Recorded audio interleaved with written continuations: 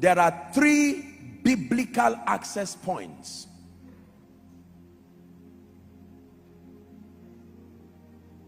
Number 1, covenants. Covenants. Write it down. The first access point that gives Satan legitimate access to the lives of men, sadly including believers, covenants. Please just write it. Number 2, ignorance. Ignorance. Number 3, disobedience.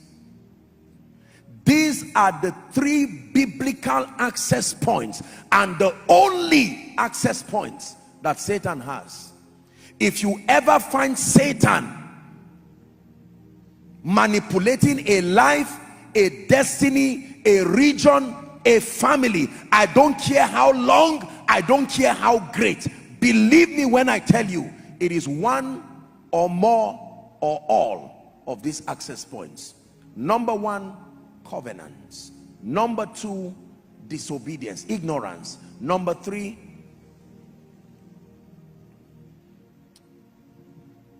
of the 3, the most effective for Satan is covenants. Do you know why? Because covenants have a transgenerational implication. Covenants, ignorance, and disobedience are all interrelated. But covenants seem to be powerful because it is on legal basis.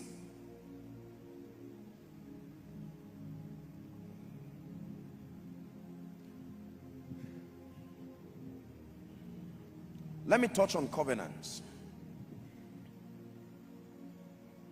The idea of covenant was not invented by Satan. The idea of covenant was invented by God. It was God's own intelligence to manage the inconsistencies and to manage the emotional frailty of man. Listen carefully. God gave man a will, and the fallen man by his design is frail with several emotional vacillations.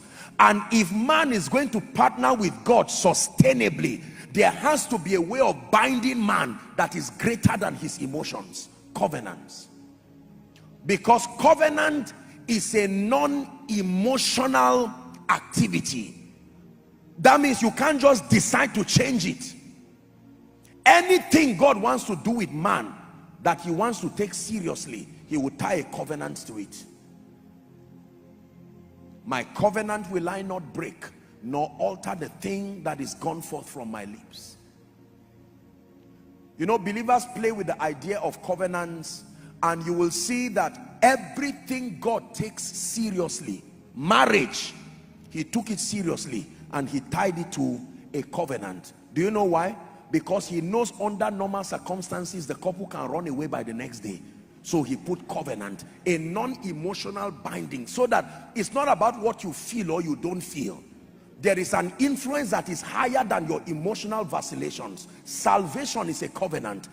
Whosoever believes him. If not, there are people who can be so bad they don't deserve to be saved. However, because it is a covenant, whosoever calls upon the name of the Lord, it does not matter who that person is, provided you confess with your heart.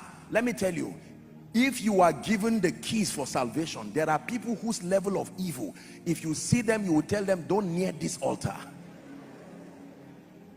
However, because it is a covenant, whosoever believes in him, even if you are Saul, even if you are Paul, whosoever. The only personalities that salvation does not capture are fallen angels. Salvation is not for angels and non-human spirits. I'll be teaching you the rules of engagement. That is why Satan and demons cannot be forgiven. Salvation is for men. Salvation is for men. The benefit of salvation extends to creation, But animals don't have to give their life to Jesus. They are already under the dominion of man. The same way when Eve ate, nothing happened till Adam ate.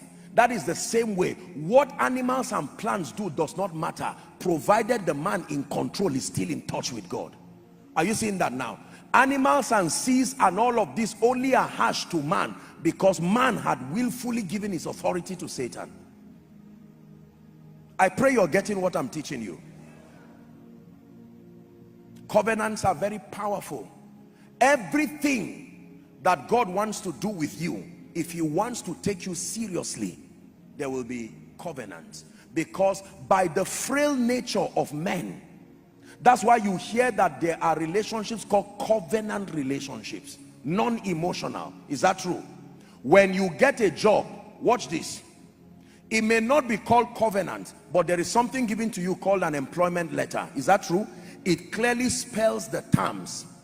You are going to be given 500,000 every month. They calculate it for you per annum. You have 30 days, 1 month leave. You can spread it 3 or 4 times. They give you all of those things and then you sign. The signing is a declaration of your consent that if for any reason I violate these terms, is that true? The company has a right to punish me based on their modus operandi, and that if I comply with these terms, I have a right to take the company to court for defaulting. Covenants. Say covenants. That is the reason why when Satan came to our forefathers, he did not suggest. He called them and said, you want me to help you? Let us have an agreement. Now you see, an altar is simply a system of authorization. Again, we'll discuss that next week when we talk about altars. An altar, because you will see that what we call the mercy seat in heaven, in fact, God himself sits, his throne is an altar, a system of authorization. Let us therefore come before the throne of grace, that we may obtain from that throne. He literally sits on an altar. An altar is a system of authorization. The assignment of an altar is to insist that the terms of a covenant remain binding, even when those who initiated it are no more. An altar is the spiritual system that supervises compliance to covenants. There is no true covenant until there is an altar, and that altar is built and ratified with blood. So that even though our forefathers have long gone, even though those who brought all kinds of demonic things have long gone, but the altars that represent the witness are still there. So after 50 years, 100 years, the spirits have legitimate access to the people within that region. And every time you want to accuse them, they go back and make reference. The altar remains a witness. I am not an illegal occupant in this land. I was willfully invited, and your forefathers, and you were in the loins of your forefathers. That is the reason why the sacrament of the communion and the sacrament of baptisms, these are covenant type things too. How did you get into Christ? It was by the mystery of that covenant. Drink this. This is my blood of the new covenant. Do this as often as you can in remembrance of me.